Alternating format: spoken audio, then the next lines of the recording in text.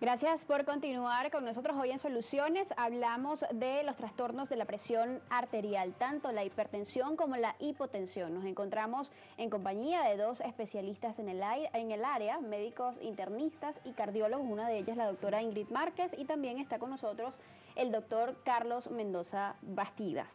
Comencemos un poco analizando cuánta importancia le dan los venezolanos a las afecciones cardíacas hoy en día. Comencemos con la doctora. Adelante. Bueno, Natalie, es un problema que se ha convertido en una epidemia a nivel mundial y Venezuela no está lejos de ello.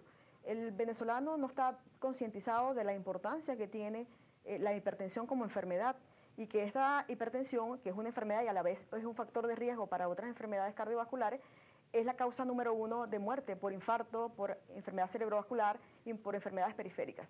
De allí que muchos de ellos no acuden a la consulta para un chequeo regular, que es el deber ser al menos una vez al año. Eso le permitiría a nosotros los cardiólogos o al internista hacerle un cálculo del riesgo global individual en el paciente y poderlo estratificar si es un paciente de bajo riesgo, de riesgo intermedio o de alto riesgo de enfermar o morir por enfermedad cardiovascular. ¿Qué opinas, Carlos, al respecto? Sí, definitivamente la enfermedad cardiovascular en general es silente. Y hay que entender otro concepto importante. La población venezolana cambió en los últimos 20 años. O sea, yo siempre lo comento, si bien nuestros abuelos, los que están viendo el programa en este momento se pueden acordar, caminaban 8 kilómetros diarios de montaña, comían frutas frescas de una planta, o sea, no había tanto estrés personal. Mi abuelo podía vender 7, 8 vacas en un día y nadie lo iba a atracar, ni a secuestrar, ni a matar. O sea, realmente la población venezolana, la calidad de vida familiar. Yo desayunaba con mis padres, almorzaba con mis padres y era normal. Hoy en día vemos a los hijos en la noche. O sea, la calidad de vida del venezolano cambió. Y eso hace que, lo que tú decías es muy cierto, el incremento de la enfermedad cardiovascular para Latinoamérica va a ser mucho más alto, va a ser 144%, comparado con países de otro nivel, va a ser 22%.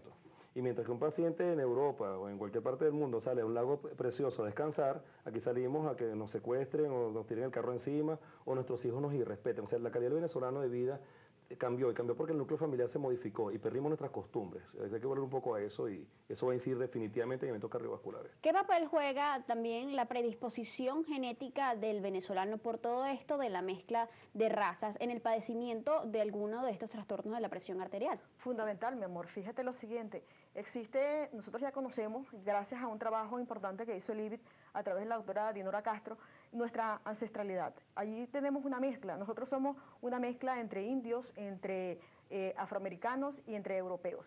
De allí que nosotros clasificarnos de acuerdo al resto de los países del mundo es un poco difícil. Nosotros tenemos que conocernos nosotros, nuestra población, y de allí se dice que va desde un 30 hasta un 50% la probabilidad de un componente genético asociado. En la población en general. En la población en general venezolana. Ahora bien, un poco definamos los términos. ¿A qué llamamos presión arterial? Sí, es importante porque no es tensión arterial, la tensión es sobre una superficie plana, la presión es sobre una superficie cerrada, ¿no? Como las arterias, básicamente. Y eso es la fuerza que se ejerce la circulación sobre la pared arterial, en este caso del ser humano. Ahora, ¿qué es hipertensión, qué es hipotensión? No sé si podemos ya irlo definiendo. Adelante. Un poco, la presión arterial varía el concepto, depende de la guía que se publique, pero en general 140 milímetros de mercurio de máxima y 90 milímetros de mercurio de mínima es el límite donde es normal. Quiere decir que por encima de ese valor va a haber riesgo de eventos cardiovasculares. Sin embargo, también depende de la edad. En los ancianos ese límite sube un poco más, a 150 milímetros de mercurio, 95 milímetros de mercurio. Okay. De hecho, hay pacientes que en la consulta tienen habitualmente 110, 60, por ejemplo, presiones bajitas, entre comillas, y esos pacientes tienen mucha menor tasa de eventos cardiovasculares, porque es como manejar un carro. Si yo manejo un carro a 2000 revoluciones, dura más tiempo. Si lo manejo 8000 también lo puedo hacer, pero dura menos tiempo. O sea que la presión tiene que ver con eso, con la presión del flujo sobre los sistemas en este caso. Desde el punto de vista funcional, ¿qué es lo que hace que, digamos, ocurran este tipo de trastornos en la presión arterial? ¿Qué es lo que ocurre allí? Existen varios factores, generalmente juega un papel importante el sistema simpático, juega un papel importante el sistema renina, angiotensina, aldosterona, que está en sí el riñón y el sistema simpático. Okay. Hay una descarga importante y eso lleva, por supuesto, entre otras causas que la pueden originar, de allí que se le llama que es una enfermedad multifactorial, porque son varias el juego hormonal que está incluido en la aparición de la hipertensión. También importantísimo conocer qué es lo que lleva a diagnosticar que una persona padece de hipertensión o de hipotensión. Sí. Sí, hay un problema aquí con la parte de los síntomas. O sea, la mayoría de estas enfermedades son asintomáticas. De hecho, en un 75%, ese grupo que tú comentabas de 1 de cada 3 venezolanos, o sea que de cada 133 son hipertensos, okay. Solo apenas 3 o 4 llegan a ser síntomas. Y viene el problema, la gente llega a la consulta muchas veces con palpitaciones, taquicardia o con las orejas calientes o la cara caliente y la presión está normal. Entonces, claro, si tú vuelvo al mismo, si manejas tu carro a 8.000 revoluciones te vas a sentir el carro recalentado, pero sí, el problema a veces es el piloto y no el carro. Así que la hipertensión como tal es silente en la mayoría de los casos. Por eso que Ingrid comentaba, y estoy muy de acuerdo, en que hay que acudir a la consulta en prevención. Y antes se hacía a los 40 años, hoy en día hay que hacerlo de la infancia. O sea, ya hay colesterol alto en los niños, hay colesterol alto en los adolescentes, hay obesidad infantil en forma importante, lo que tú comentabas. Así que hay que acudir a la consulta, o a una farmacia. Si no vas a la consulta, a una farmacia, tomate la presión arterial. No esperes el síntoma para acudir, porque apenas uno de cada 100 personas va a ser un síntoma importante. Ahora bien, ¿cuándo se diagnostica como tal la enfermedad? Porque entendemos que, digamos, muchísimas personas a lo largo de nuestra vida tenemos bajas de tensión o, digamos, niveles de presión arterial bastante altos, y eso no significa que seamos hipertensos o hipotensos. Bueno, fíjate, lo más importante allí, sin duda alguna, tiene que ser un médico el que haga el diagnóstico de hipertensión arterial.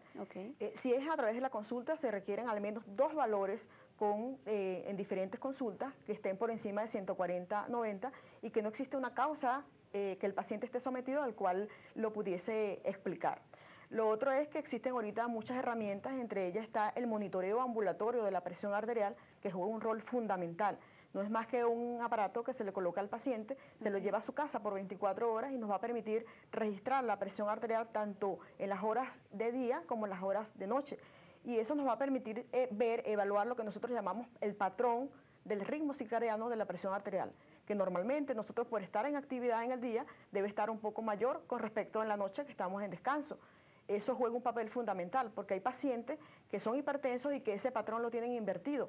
Esos pacientes tienen mayor probabilidad de enfermar y morir por causa cardiovascular comparados a los que tienen el patrón considerado normal, que es el patrón Dipper. Para resumir entonces, digamos, la definición del padecimiento de esta patología tiene que ver entonces con la frecuencia con la cual se mida y se registran estos valores que pueden ser muy altos o muy bajos. Así es. Como sabes, desde el punto de vista arbitrario se ha clasificado la hipertensión arterial, como lo comentaba Carlos, en un valor de 140/90 milímetros de mercurio.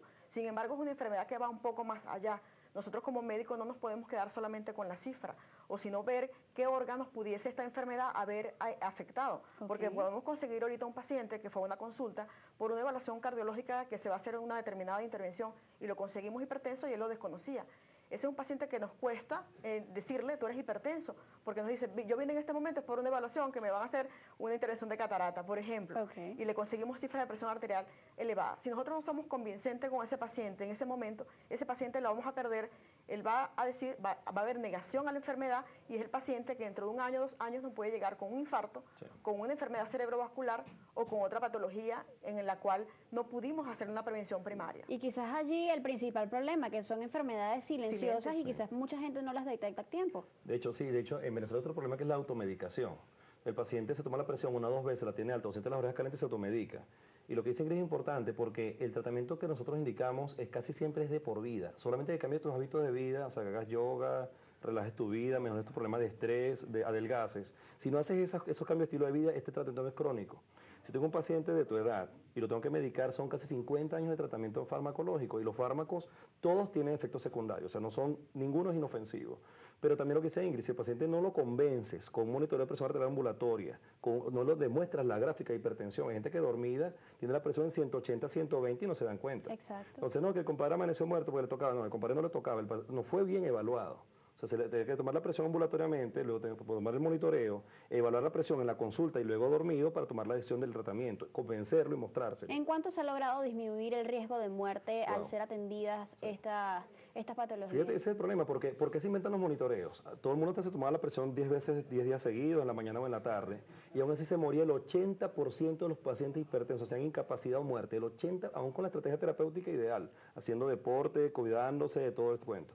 Se inventan los monitores por esa misma razón, porque hay mucha hipertensión enmascarada o silente. Tú consigues un paciente con cambios en el electrohipertensión que dice, doctor, yo nunca he sufrido la presión. Le colocas un monitor y es hipertenso. ¿Y cuánto ha variado su tasa de mortalidad? Bueno, estamos en esa lucha, por eso también estamos en este programa contigo. Si logra reducirla en un 15 o 20% más. O sea, por eso esto sigue siendo una cuestión de prevalencia y obviamente depende mucho del cambio de estilo de vida del paciente. O sea, si la gente cree que con una pastilla van a modificar su mortalidad, eso no va a ocurrir. Tienes que involucrar una serie de cambios que vamos a hablar en el programa para poder lograr este tipo de resultados. Así es, además conocer con cuánta frecuencia llegan a la consulta pacientes manifestando hipotensión y también con cuánta frecuencia llegan los que manifiestan manifiestan o tienen síntomas de hipertensión, sobre todo cómo se diagnostica a tiempo, cómo tratarlo, pero muy importante cómo prevenirlo. De eso vamos a estar hablando más adelante. Ya nos comienzan a llegar muchísimos comentarios a través de nuestra cuenta en Twitter, @solucionesgb. Recuerden hoy utilizar el hashtag o la etiqueta presión arterial. Esperamos sus comentarios.